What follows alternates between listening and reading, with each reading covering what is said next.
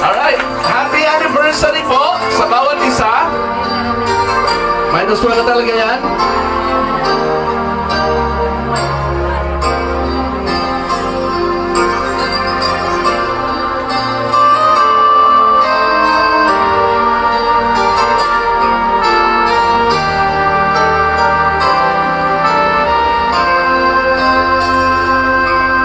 Naglalaro sa hangin, buhay ko, di malaman kung saan ang tungo. Sumasabay sa agos ng mundong ito, ako'y gulong-gulo.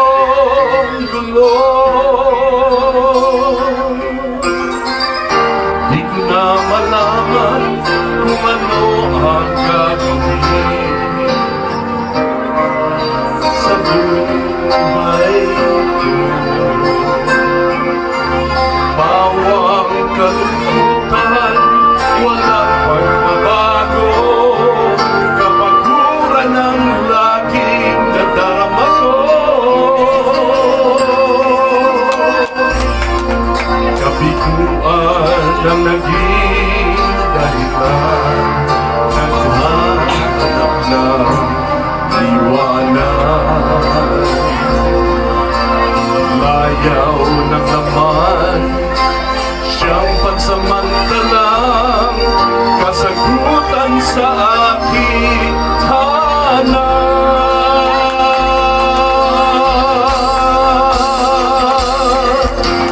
Nasaan kaya ako, Jesus, kung wala ka? Di ko na malaman kung saan ako pupunta. Maaari nasa hangin pa ako, di alam kung saan ang tungo.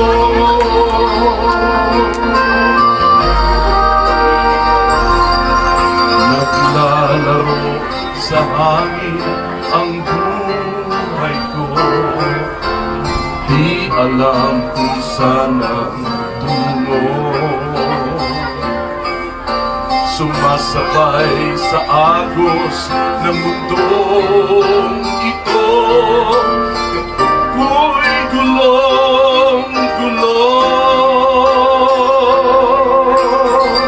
Di ko na malaman kung ano ang gagawin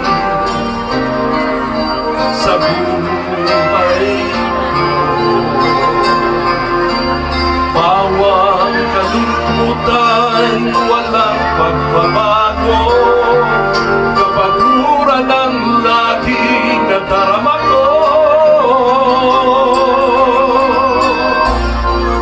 Kabiguan ang naging dahilan, naghahanap ng liwanag. Layaw ng laman, siyang pansamantalang kasagutan sa aking hanap.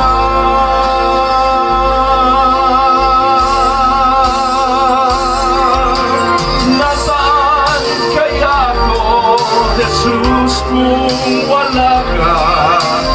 Di ko na malaman kung saan ako pupunta.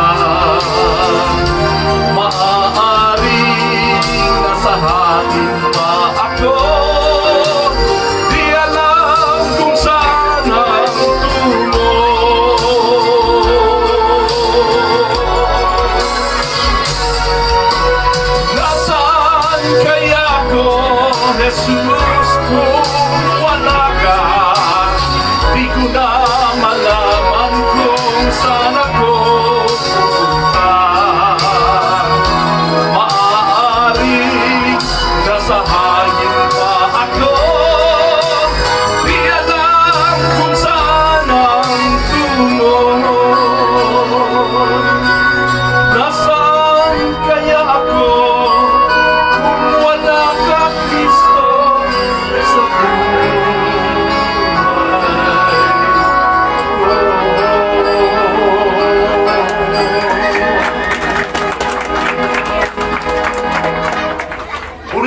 Panginoon.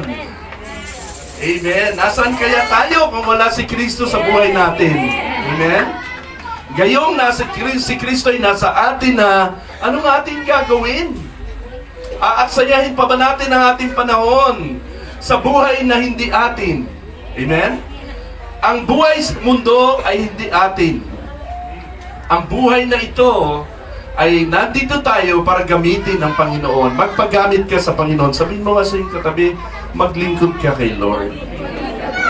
Huwag mong ubusin ang iyong oras at ang iyong lakas. Kung kailan ka na mahina, saka mo maalala si Lord. Habang bata ka pa maglingkod, palakpakan natin ng Lord sa mga maliliit na munting batang ito na unti-unti lang nakilala ang Panginoon sa kanilang kamusmusan. Hubugin niyo po sila sapagkat sila ang mga future generation members and workers of the ministry of the Lord. Amen? Palakpakan natin si Lord. Happy 17th anniversary sa inyong lahat. Hallelujah. Ang mensahe po natin ngayon ay pinabagatan po natin, when the Prince of Peace brings a sword. Ayan po, napili kong pamagat dito. Kapag ang prinsipe ng kapayapaan ay may dala, may bit-bit na tabak. Amen? At ito po ay, ang tema natin dito ay the cost of discipleship. Alright? Ano ba yung value o halaga? The price to pay ng pagiging isang disipulo ng Panginoon. Atin pong basahin ang ating, ayan po, nakalagay dyan, ano? Jesus warns that following Him requires courage, sacrifice, and sometimes conflict. Actually, many conflicts. Kahit sa pamilya, magkakaroon ka ng conflict kapag maglilingkod ka sa Panginoon. That is the cost of discipleship. The price to pay being a disciple. Ano sabi ni Lord? Matthew 10:34. Don't imagine or don't think, huwag niyong isipin, no? That I came to bring peace to the earth. I came not to bring peace, but a sword. Yan. Sa Tagalog po, huwag ninyong isipin na parito ako upang magdala ng kapayapaan sa lupa, na parito ako upang magdala ng tabak, hindi kapayapaan. Manalangin muna po tayo sa mandali. Dakilang Diyos, salamat sa iyong salita na aming binasa.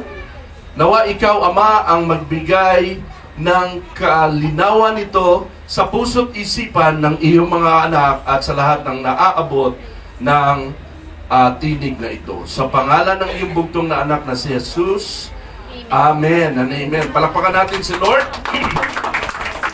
So, ang paksang talata po na ating binasa po ay bahagi ng isang malaking konteksto po ito ng buong chapter 10 ng Mateo. No? Isang verse lang po yan, pero yung buong chapter 10, ang pinaka-context po nito ay patungkol sa utos ng Panginoong Yesus sa kanyang mga disipulo na paghayo para i-anunsyo sa buong Israel ang mabuting balita ng pagdating ng kaharian o paghahari ng Diyos. Ito po yung summary, napakita ko sa inyo Okay, so ito po yung summary outline ng Matthew chapter 10 na ang buong chapter na ito ay kinumisyon o tinawag niya ang kanyang mga disipulo at kinausap niya tungkol sa misyon ng kanilang calling. Ano po? And then, winarningan sila sa mga darating na mga pagsubok at persecutions. At sila'y pinalakas ang loob nila, huwag kayong matakot. No, huwag kayong matakot sa mga tao. And then, yung pinaka-topic natin tatalakayin ay yung cost of discipleship. Ano po? Sa chapter 10, verse 34 hanggang 39. And then, yung rewards po sa mga disipulo. Ano po? Simpleng reward sa mga disciples. Ayan. So, tuloy po natin. So, ang sabi niya, don't imagine that I came to bring peace to the earth. I came not to bring peace, but a sword. Alam niyo po, sa panahon natin ngayon, ang sword nila nung unang araw ay katumbas ng ano? baril. Ano? Anong nararamdaman niyo pag may nakikita kayong naglalakad sa kalsada, palapit sa inyo at may nakasuklit na baril dito? Kung ano-ano maglalaro sa isip niyo. Amen? Baka hold up in, ano? Tama yun. Now, hindi positibo ang dating ng isang may dalang sword, may dalang baril. Aha. Lalo na po sa panahon natin ngayon. So, isa po itong kabalintunaan. Pag sinabing kabalintunaan, isang irony. Ang sinabi ni Jesus sa mga disciples, kasi ang peace at ang sword ay dalawang magkalaban niya na bagay. Dalawang magkaiba yan. How can a man of peace carry a sword that kills and destroys? Naintindihan natin? Isang kabalintunaan ang term na ito. Alright? So, ano pong kapayapaan may dudulot meron ng sword? Ang tabako ay makatawan sa digmaan. Pwedeng palitan natin.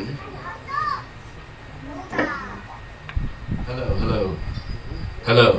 Yan. So, ang tabak ay kumakatawan sa mga digmaan, krisis at kamatayan. Ano po? Bloodshed, war, pain, and death. Sagisag din po ito na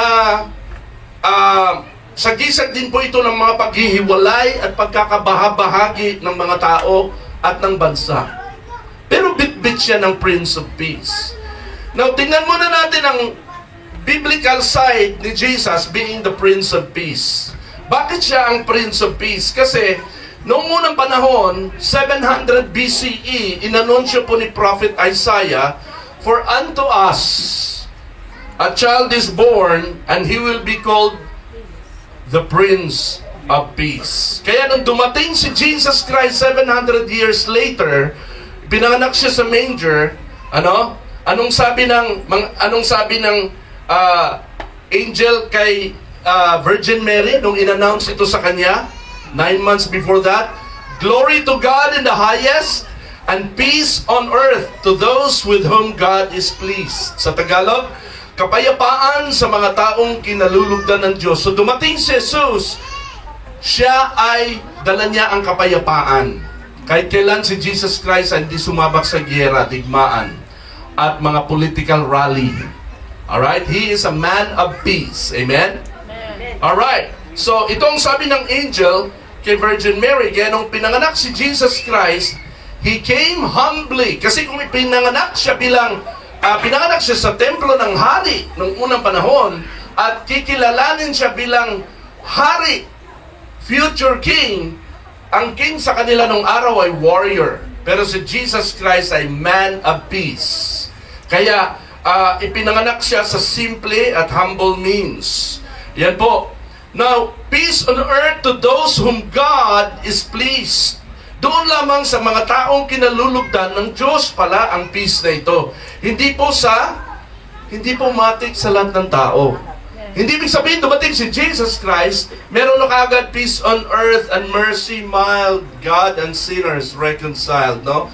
Dinagdagan natin yung lyrics, hindi natin inintindi na ang peace on earth pala nito para lang sa mga kinalulugdan ng Diyos. Sino ba yung mga kinalulugdan ng Diyos?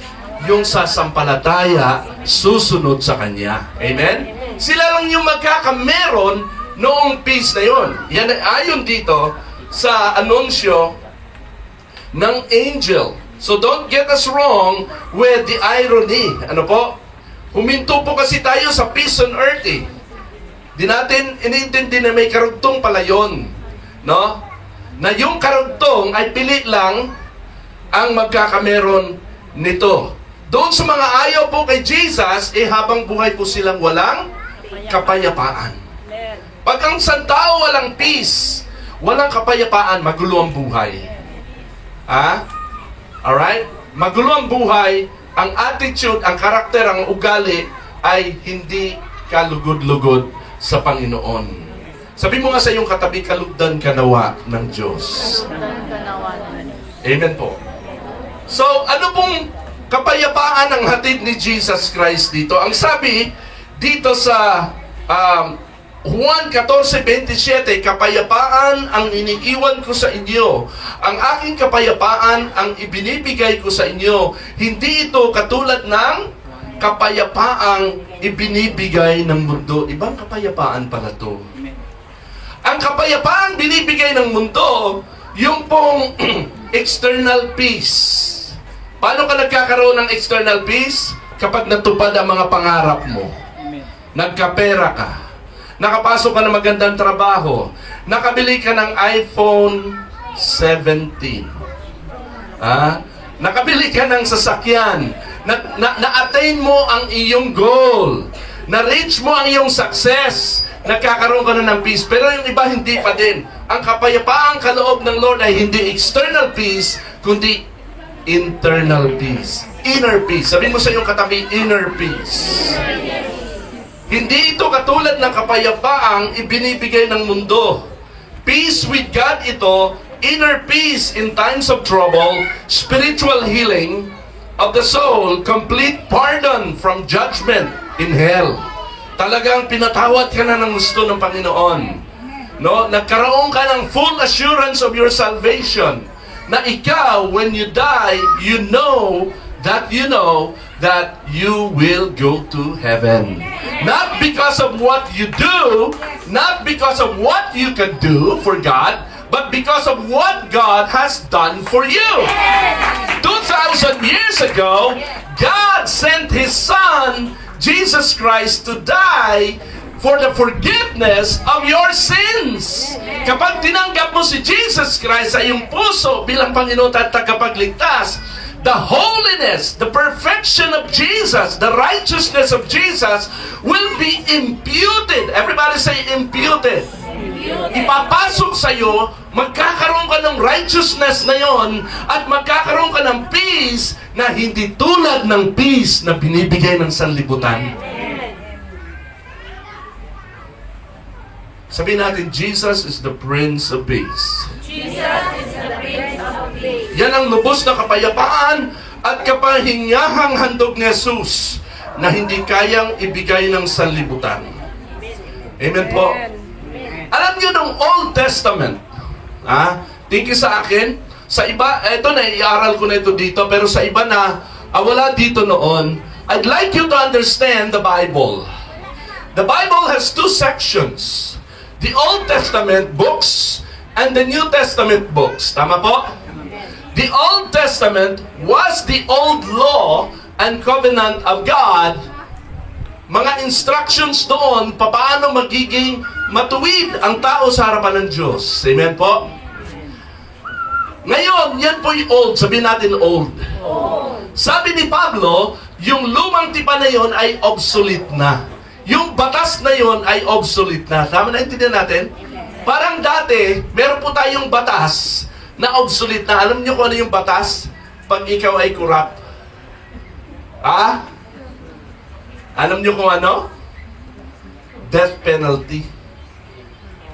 Yung po'y pinalitan yung batas, nabura yung batas na yon sa konstitusyon, wala nang death penalty. Isang bagong batas na, habang buhay na lang na pagkakakulong, pagkakabilanggo. Yung pong batas na luma ay pinalitan ng New Testament ni Jesus Christ na hindi na sa pamamagitan ng law o ng mga gawa natin tayo ay magiging kalugod-lugod kay Lord, kundi sa pamamagitan ng ginawa ni Jesus Christ 2,000 years ago at the cross of Calvary. That He was hung, died sinlessly, He died, buried, and rose again para ang sino mang tatanggap kay Jesus Christ, yung kanyang ginawa sa krus ng Kalbaryo ay mapa sa iyo, ma-impute sa iyo, maipasok sa iyo, so that in God's eyes, whenever He sees you, you look holy in the eyes of God.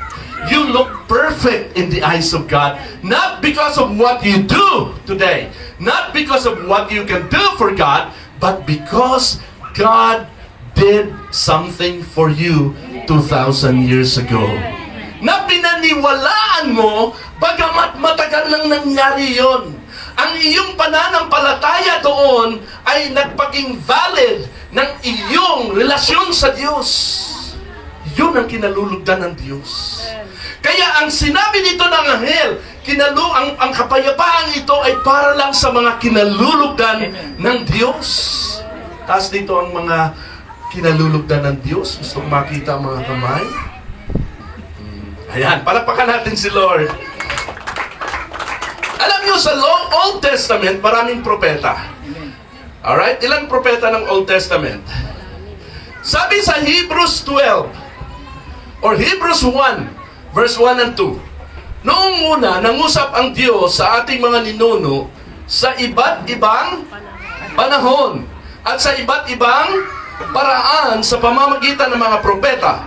Ngunit nitong mga huling araw, sabihin natin mga huling araw, in these last days, ito na yon.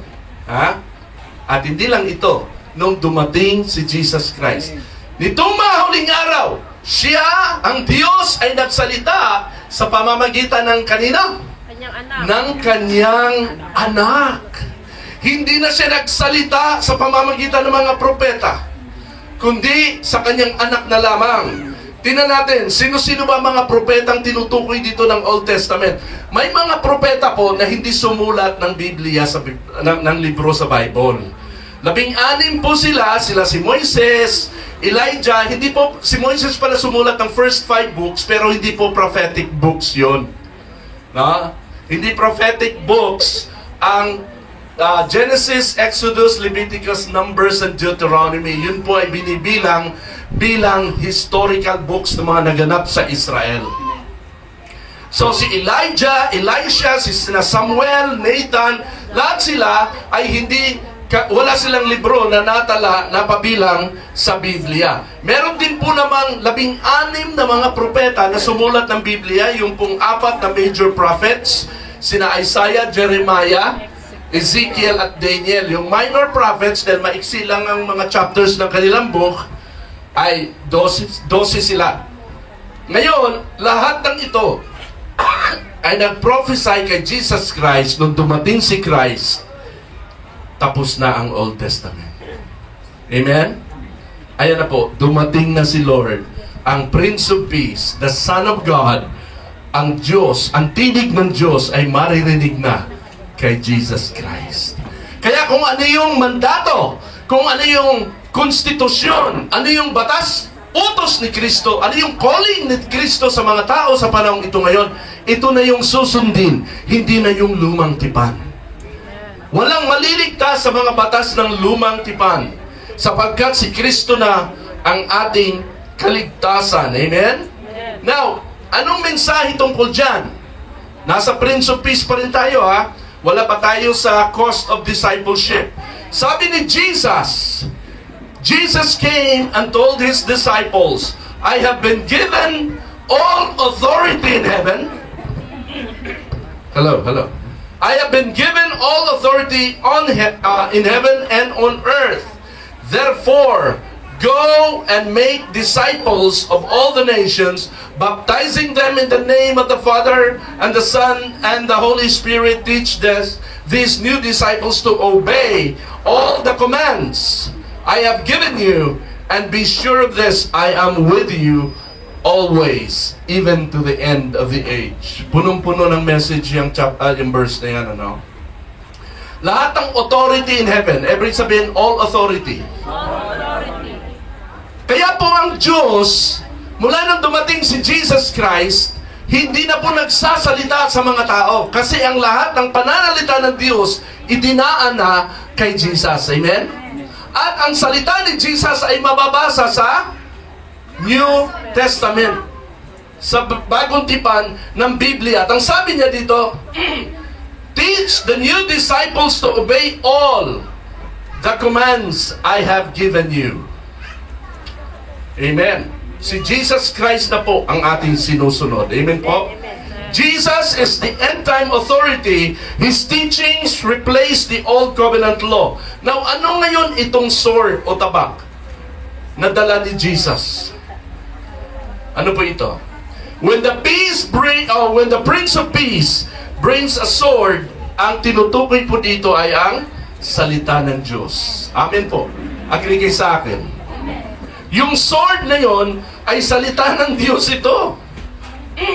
Ang sword po ay metaphor ng Word of God, or more particularly, ng message of Christ, ng Word of Christ.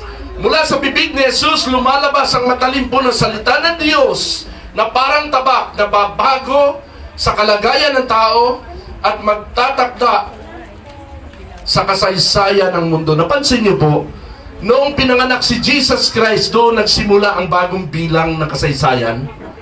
AD 1, AD 0 to AD 1, 2, 3, 4. Hanggang ngayon, nasa AD 2025 na tayo.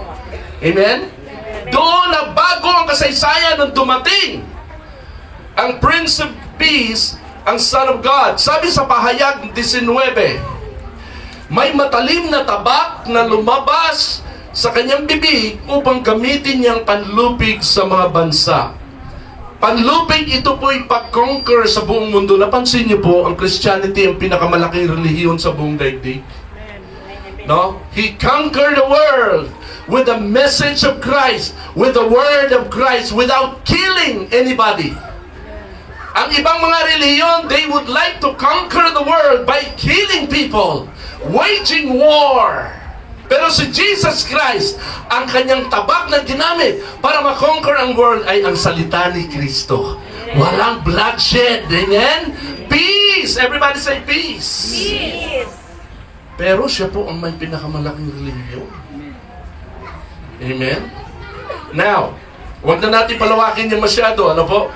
Yan po ang metaphor na salita ng Diyos, the Word. Sabi sa Hebreo 4:12, ang salita ng Diyos ay buhay at mabisa, mas matalas kaysa alinmang tabak na sa magkabilay talim.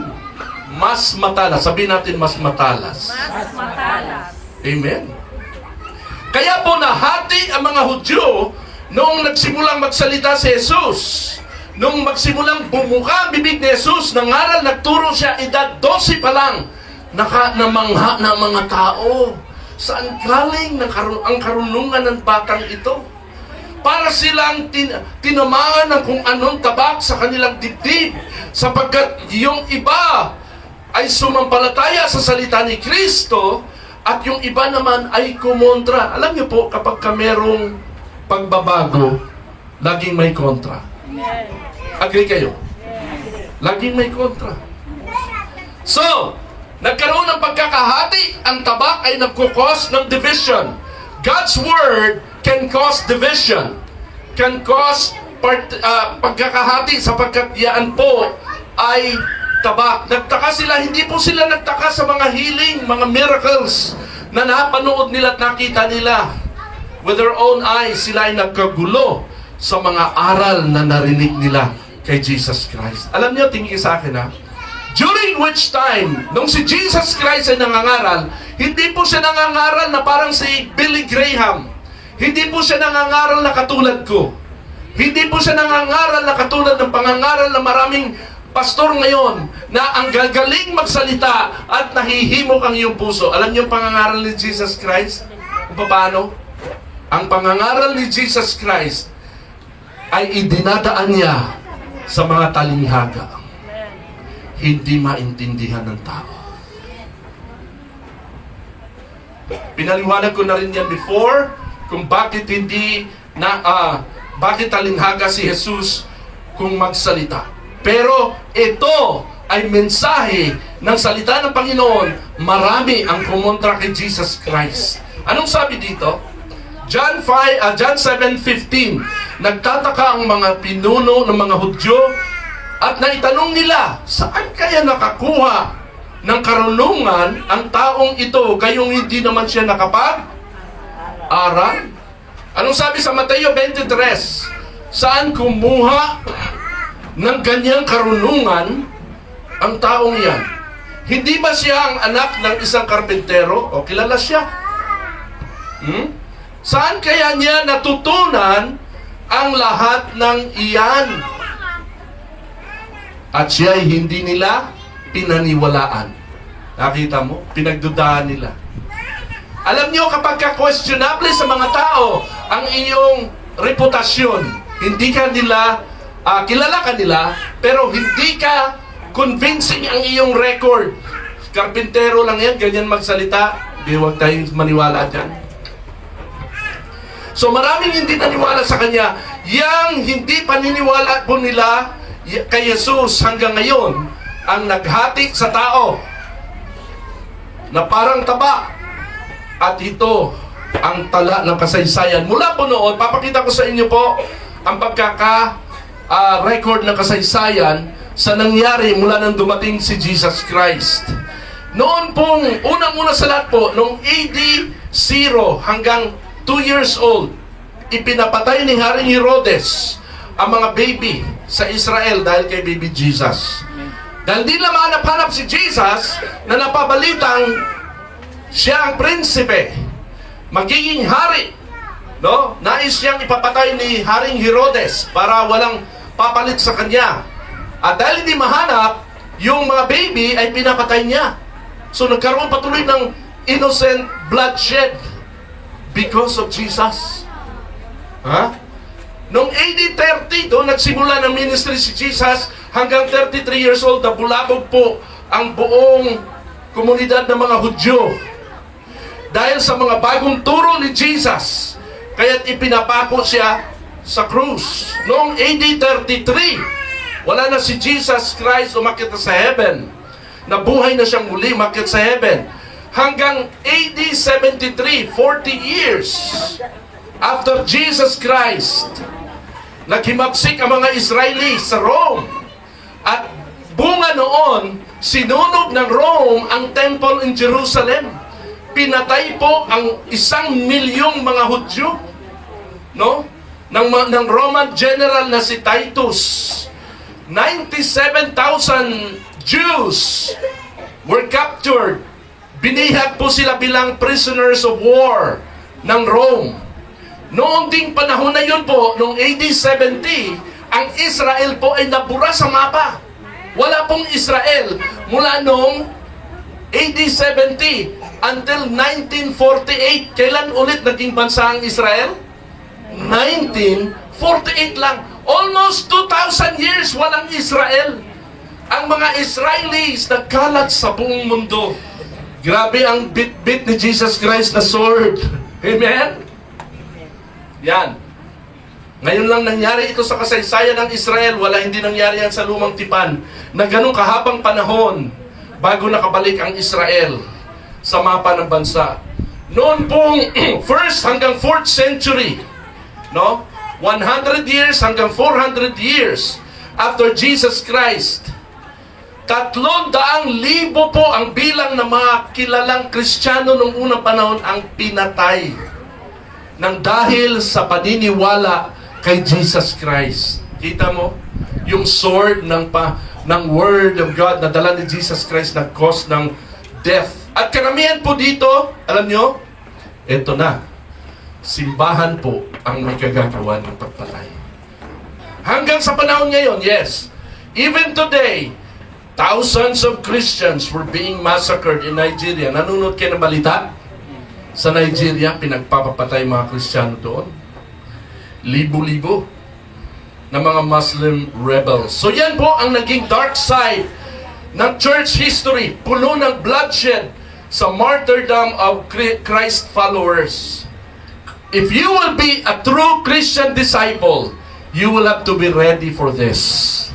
Marami pong Kristiyano na tumanggap kay Kristo alang-alang sa blessing. Gusto nila maalwan magandang buhay. Ang tunay na Kristiyano, hindi po yan ang hangarin. Amen? Now, dito tayo ngayon sa cost of discipleship. Jesus warns that following Him requires courage, sacrifice, and sometimes conflict kahit sa mga magpapamilya. Kung ganito pala ang katotohanan sa paniniwala at pagsunod po kay Kristo, ang tanong, susunod ka pa kaya kay Jesus? Amen. Kung alam mong doon ang patutunguhan mo, mapapahama ka, alam mo, susunod ka pa kaya? Ang mga tunay na disipulo po ay susunod. Amen? Susunod at susunod po yan hanggang sa huling patak ng kanilang dugo. Pero yung mga hindi tunay, ang sign po ng isang tao ay hindi tunay na lingkod ng Diyos, hindi tunay na disipulo ni Kristo po, sa bandang huli, tatalikod yan kay Lord. Tatalikod at tatalikod yan. Pagdating ng pagsubok, pagdating ng troubles. Alam niyo po, ito po ay true story ha. Noong panahon po ng persecution, dahil sa pananampalatayang Kristiyano, merong isang bansa na lahat ng mga churches ginagalugad para patayin ang mga nagsisimba na Kristiyano. Lahat ng nananampalataya, isang araw naka-closed door worship service yung church. Pagkatapos, yung pala'y natiktikan na sila, pagkatapos ng worship, o hindi pa tapos ang worship, pilit na binuksan ang pinto, pinasok sila, at natigil ang kanilang pagsamba. Yung pastor, pinatayo nila sa harapan. At ang sabi ng mga sundalong ito, ng mga gerilya, napapatay sa kanila, narito kami, alam niyong bawal itong ginagawa ninyo dito sa ating bayan, bakit nyo pinagpapatuloy? Piliin nyo buhay o kamatayan. Isang tanong, isang sagot. Sino ang tatalikod sa paniniwala nyo, i-renounce nyo si Jesus Christ, dito kayo lahat sa lugar na ito.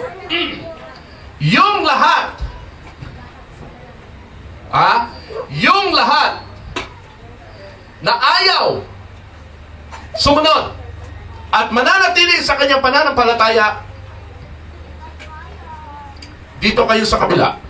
Lahat ng dito sa kabila, lumabas para hindi kayo mapatay. Lahat ng dito sa may kanan ko, manatili kayo dito at ihanda nyo ang inyong liig. Alright? May mga pumunta sa kaliwa at may mga lumabas, diretsyong lumabas. Alam niyo po, ang isa sa mga lumabas ay yung mismong pastor.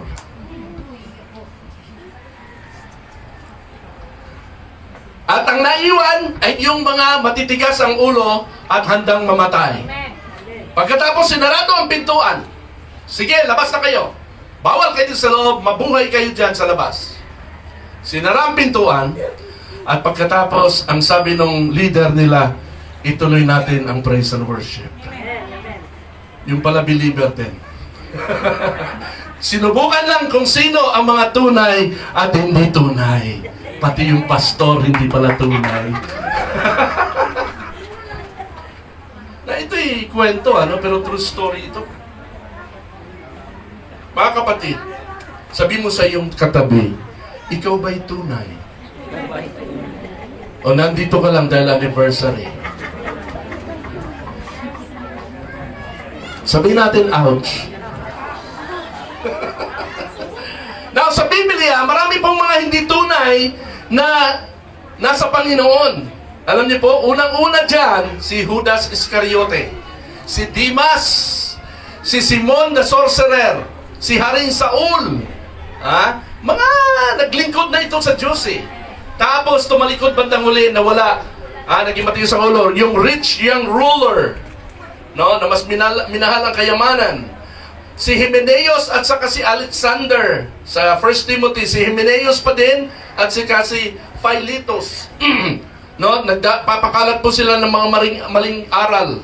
Si King Hamaziah sa 2 Chronicles. Yung mga false followers of Jesus na tumalikod at hindi sumunod sa kanya sa John chapter 6. No? Si Ananias and Sapphira, yung pinatay ng Holy Spirit. Ayan. Nasundan nyo? Yung nagtitake ng picture, sige po, take nyo po yan, And then, alam nyo po, masasabi po natin, as disciples of Jesus Christ, we need to fully understand the reality that following Jesus is never an easy task. Hindi ito bed of roses. Hindi ito langit dito sa lupa. Alam niyo po, marami mga Kristiyano na they pray so much, they strive in prayer and serving God, no, and being faithful in the church, sapagkat gusto nilang mabless. Sino sa atin dito ang nag-iisip na mabibless tayo pag nagsisimba tayo? Ibibless tayo ni Lord dahil inuna natin si Lord. Hello? Tama naman po yun, kaya lang wrong motive yun. Alam nyo si Lord, He knows His job. He knows what to do. Christians, you are already blessed.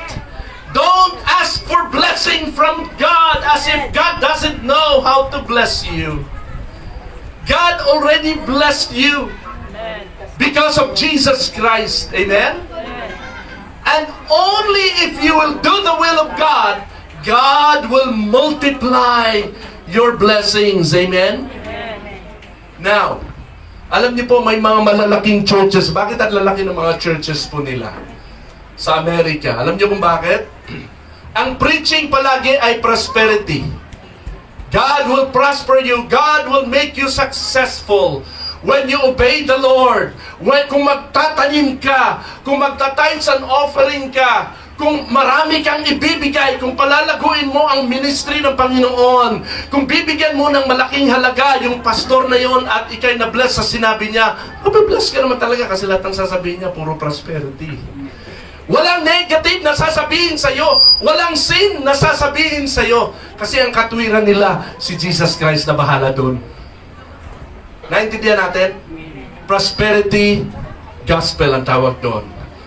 Isa po dito sa pinakamalaking church sa Amerika ay ang Lakewood Church na laging pinuputakte ng batikos sa social media.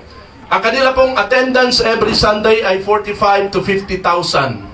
Every Sunday. At wala kang maririnig sa pastor nila about sin. Wala kang maririnig sa pastor nila about salvation in Jesus Christ. About repentance. Wala kang maririnig sa kanila na ikaw ay bading. Na ikaw ay namumuhay ng immoralidad. Magsisi ka. Wala. Basta malaki ka magbigay sa church, pagpapalain ka ng Panginoon dahil nagtatanim ka. Kaya maraming mga hindi tinatanggap sa ibang church na nagtuturo ng gospel ang pumupunta sa mga malalaking church na ito because they do not preach about sin. Amen? They only speak about prosperity and blessings in the name of Jesus Christ. The reason why God is blessing you is because God wants to use you, and in that way to use you, you have to do it through the church. Kaya maraming pera ang church na to. At marami yan sila. Alam niyo po ba na mayroong isa pang malaking church sa Amerika na mahigit 100,000 ang miyembro? Ano kadami? Tapos yung pastor ay nagmolest siya po ng bata at nakakulong ngayon. Kaya na lang po humanap sa YouTube. Okay? Meron po siyang inilabas na libro at naging bestseller po itong book ni Joel Osteen. Siya ang pastor ng Lakewood Church at ang sabi niya, your best life now. Gusto mong maging best ang life mo? Dito ka. At itinuturo dyan ang prosperity gospel na magtanim, magtanim, magtanim, magbigay, magbigay, magbigay at ikaw ay bibigyan ng Lord. Amen? Diyan ginagamit yung siksik, liglig at umaapaw. Naintindihan natin? Walang sin. Ang mga tao na mumuhay sa kasalanan, they go to church to be blessed, to be prosperous and successful. Huwag sana tayo dito. Amen? Okay lang, nakakaunti lang tayo, pero nasa tamang katuruan tayo. Sumusunod tayo sa aral ng Panginoon. Bakit si Jesus Christ namatay at muling nabuhay, hindi niya nakuha ang buong Israel? 12 lang ang natira parati sa kanya. May ibang mga sumama, pero hindi niya nakuha ang buong Israel. Sapagkat si Jesus Christ ay tinutuligsa ang kasalanan. Binabatikos ang mga Hudyo na relihiyoso na nagbibigay ng tithes and offerings, pero namumuhay sa kasalanan. Amen? Yun ang sistema ni Jesus Christ. Kaya po, iwas po tayo doon. Now, delikado po ito, ano? Ang sabi ni Lord, kapayapaan ang iniiwan ko sa inyo. Ang aking kapayapaan, ang ibinibigay ko sa inyo, hindi katulad ng kapayapaang ibinibigay ng sanlibutan. There are three costs of discipleship. Number one, our family relationship. Ang isa nating itataya sa pagsunod kay Lord ay ang ating relasyon sa pamilya. Amen po ba? Anong sabi sa Mateo? Gs 35, naparito ako upang paglabanin ang anak na lalaki at ang kanyang ama, ang anak na babae at ang kanyang ina, at ang manugang na babae at ang kanyang biyenang babae, at ang magiging kaaway ng isa't isa o ng isang tao ay kanya na rin mismong mga kasambahay o mga kasama sa bahay. True discipleship with Jesus isn't easy. Laging merong magiging conflict po yan. Unang-una mo pa lang na tumanggap ka kay Lord at nalaman ng iyong pamilya, kalaban mo na kagad pamilya mo dyan. Sino na nakaranas nun? Wala nang dumating yung pastor na yan dito. Wala na kayong ginawa, kundi puro na lang kayo Bible.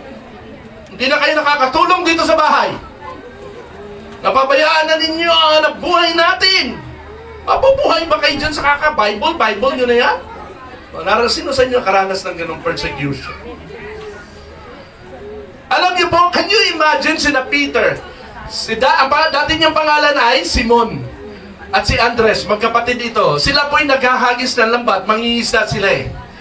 Pagkatapos biglang walang abog-abog, lumapit si Jesus Christ sa kanila. Sabi sa kanila, come and follow me.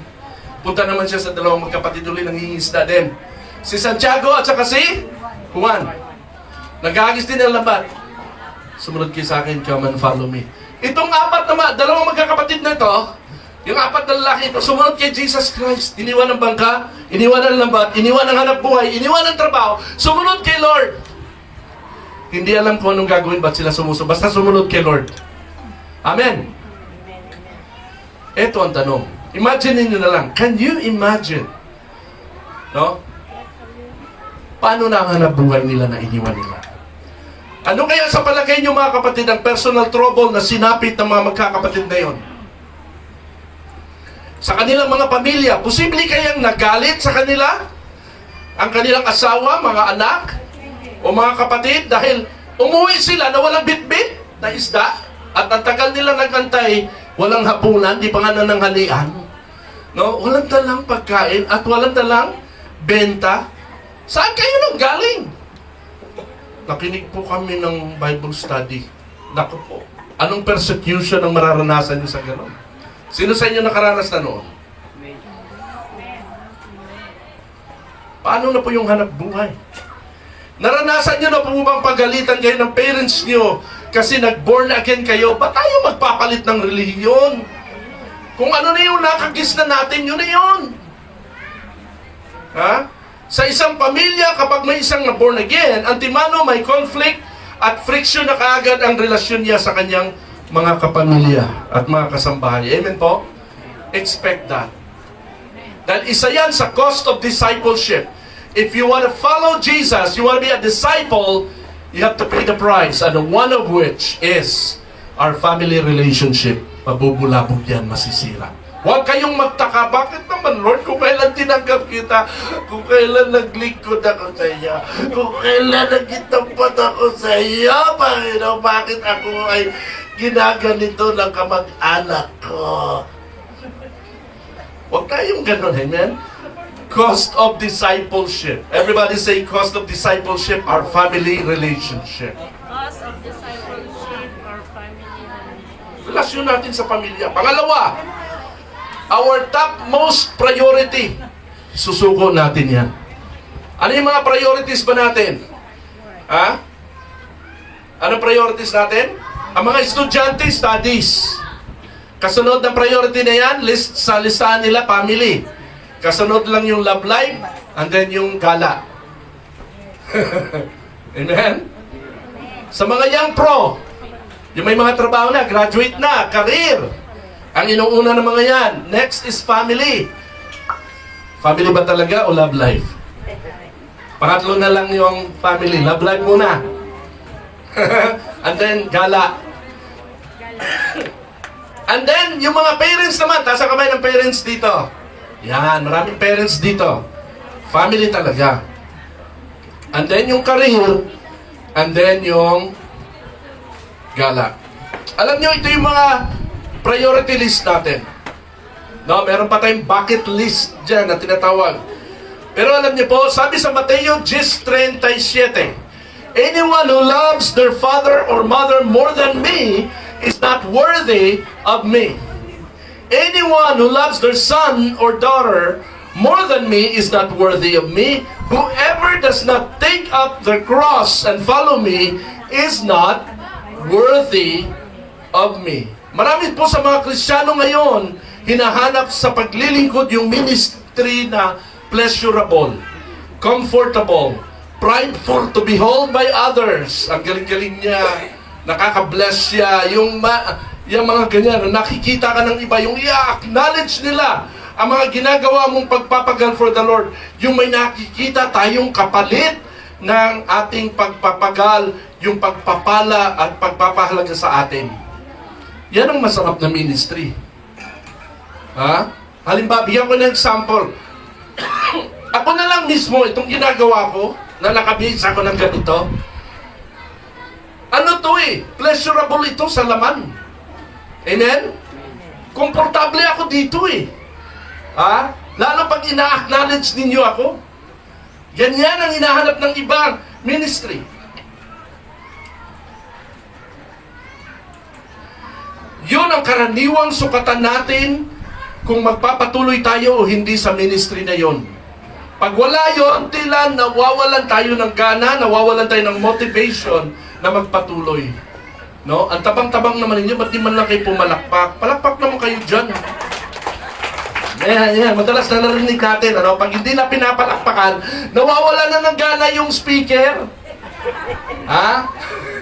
Ganon yun. Naghahanap kasi yung speaker ng acknowledgement, pleasurable na ministry. Pag wala ito, nawawala ng gana. Alam niyo po, maraming pastor po ang hindi nakatatagal dahil pagdating ng mga panahon ng kanilang buhay, sila po ay nawala na ng gana at tumatalikod na. Kung si Kristo nga po ay hindi namuhay ng komportabling buhay sa kanyang mission dito sa earth, how can we be any better than Jesus Christ?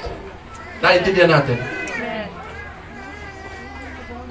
Everybody say, follow the Lord. Follow the Lord. Kung ano si Lord, kung ano yung dinanas niya, sundan mo.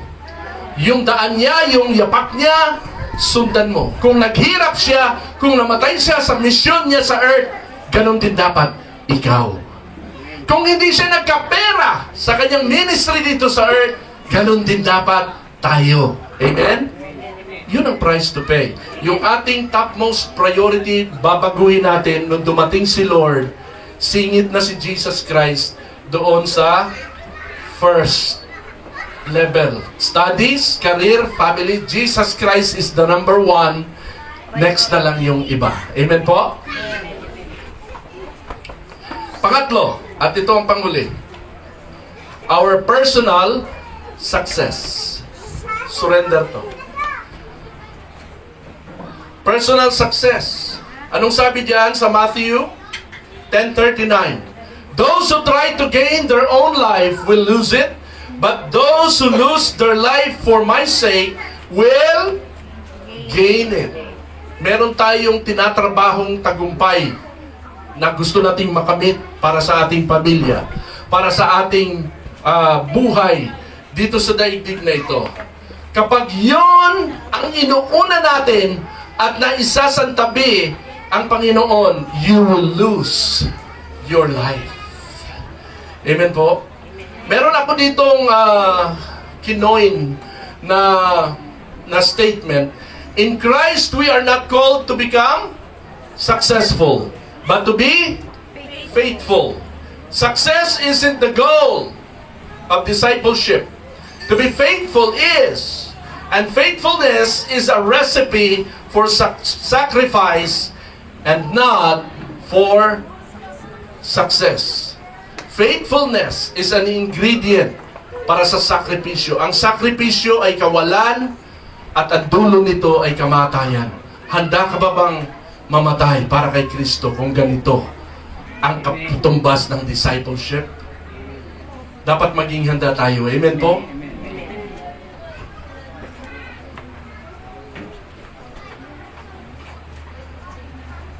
So these are the three cost of discipleship. Tandaan natin ito. Our family relationship, our topmost priority, at yung ating mga personal success, kailangan nating isuko sa Panginoon. Amen po ba? Amen. At the end of the day, haharap tayo kay Lord at maririnig pa natin sa Panginoon ang mga katagang, "Well done, good and faithful servant." Yun ang goal natin eh. Yun ang success natin. Yung si Lord ang mag-acknowledge sa atin when we face Him. Amen? Hindi yung sasabihin niya sa atin, "Lumayo ka sa akin, hindi ko kayo nakikilala." Alam niyo sa Bible, Mateo 7, ang dami tumatawag na ng Panginoon, Panginoon, pero itataboy ng Lord. Hindi sila kilala. Naglingkod sila, nagpalayas ng demonyo, no? Nangaral ng salita ng Diyos. Hindi ko lang alam kung anong salita ang pinapangaral. Basta nangaral. Pero sasabihin ng Lord sa bandang huli, "Hindi ko kayo nakikilala, lumayo kayo sa akin." The most dreadful verse in the whole entire Bible. Amen po? Everybody wants temporal material gain. Everybody wants a good life, success and prosperity as complement for sacrifice. But the hard truth is, in Christ, we are not called to be successful, but to be faithful. Amen po?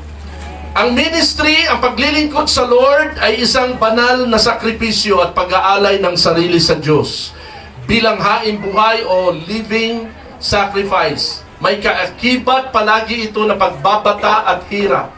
Pag namatay kang tapat kay Lord sa iyong calling, doon ka magiging successful sa harap ng Panginoon.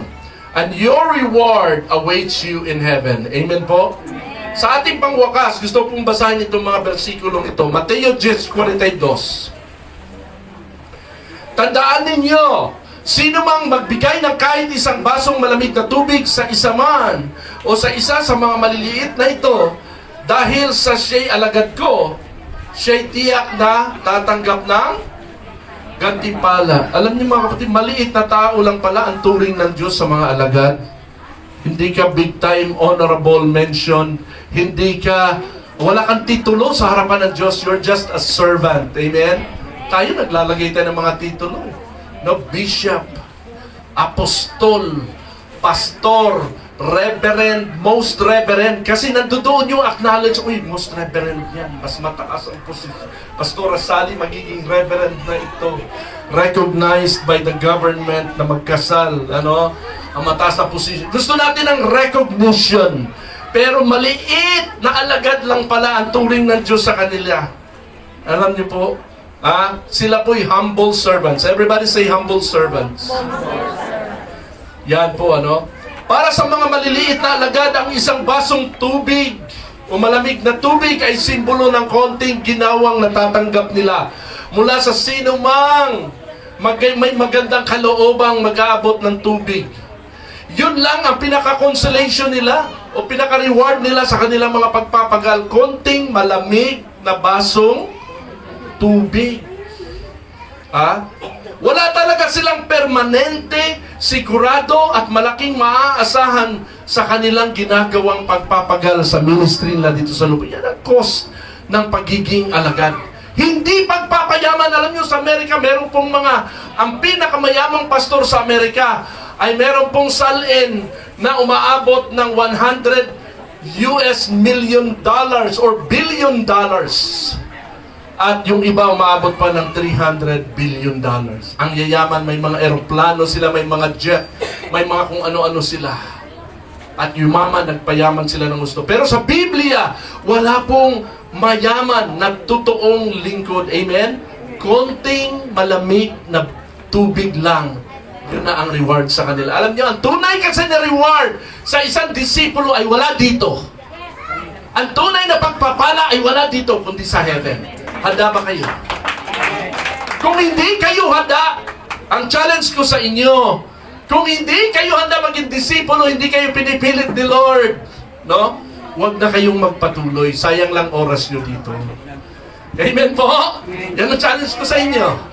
Ang gusto lang matira ng Lord dito sa kanyang pag-akyat sa heaven ay yung 12 disipulo at yung 500 na sumubaybay sa kanya nung muli siyang nabuhay. Amen? Hindi po libo-libo. Kaya okay lang po kung kakaunti kayo, kakaunti tayo, basta solid ang ating paglilingkod at pananampalataya sa Panginoon. Sabi dito, anuman ang inyong ginagawa, gawin ninyo ng buong puso na parang sa Panginoon kayo naglilingkod at hindi sa tao. Sinabi ito ni Pastor kanina. Amen? Colosas 3:28, panghuli. Gusto kong basahin nyo ito ng sabay-sabay. Pakibasa po, lahat ng nakakita sa screen, lakasan nyo, gusto ko kayong bumasa ha. Ready? 1 Corinto 15:58. Ready? Go! Kaya nga, mga minamahal kong kapatid, magpakatatag kayo at huwag mag-inag. Maging masipag kayo sa paglilingkod sa Panginoon. Dahil alam ninyo, hindi masasayang ang inyong paghihirap para sa Kanya. Amen! Alam ninyong hindi masasayang ang inyong paghihirap para sa Kanya. Now, this goes to everybody. Hindi lang sa mga disciples, hindi lang sa mga pastor, but to everybody. Pati yung nagbigay ng malamig na tubig sa alagad. Alam niyo po yung simbolo ng malamig na tubig, love gift po yon. Para matighaw ang kagutuman at pagod at hirap. Noong nagsasalita, no, i-bless daw kayo ng Lord pag nagla-love gift kayo. Pagka sinusuportahan nyo ang lingkod ng Panginoon at ang ministry ng Panginoon, amen? Hindi natin hangad ang pagpapala, pero pagpapalain ka ng Panginoon sapagkat ito ang prinsipyo ng Diyos. Hindi siya masama para kalimutan ang iyong mabubuting gawa. Alam ng Lord, kahit hindi mo sampitin ang iyong bibig, Lord, naghihirap kami, pagpalain mo kami, pagpapalain ka ng Lord. Pangako niya yun. Amen? Saan man tayo tinawag ng Panginoon na ministry, magpatuloy tayo, manatili tayong tapat sa kabila ng lahat upang pagdating ng panahon, haharap tayo sa Panginoon at sasabihin niya, well done, good and faithful servant.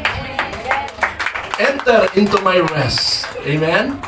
Tayo lahat ay tumayo at manalangin. Dakilang Diyos, Ikaw ang buhay na Panginoon namin, O Diyos, Ama namin sa langit. Salamat sa iyong bugtong na anak na si Jesus, ang prinsipe ng kapayapaan na tinamo namin sa aming buhay. Salamat, Panginoon, nananalig kami sa Kanya, nananalig kami sa iyo. Panginoon, batid mo ang aming buhay. Naway maging kalugod-lugod, katanggap-tanggap sa iyo ang aming paglilingkod, Panginoon.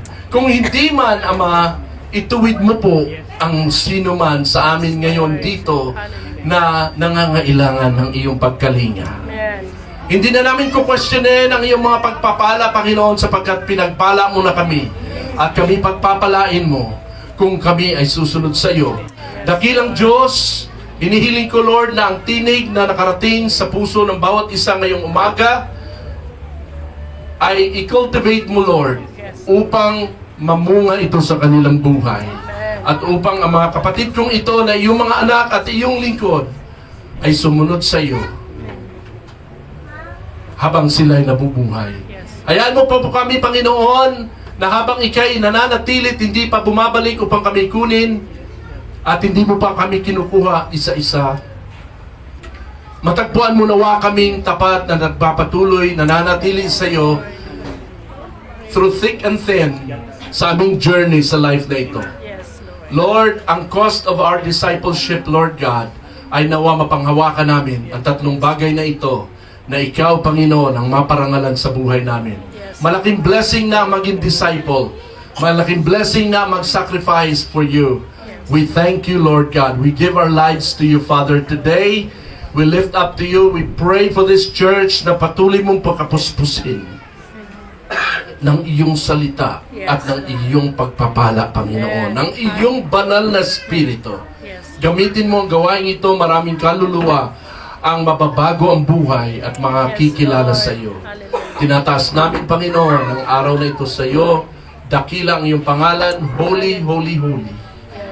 In the name of Jesus Christ our Lord, Father, we thank you. Amen.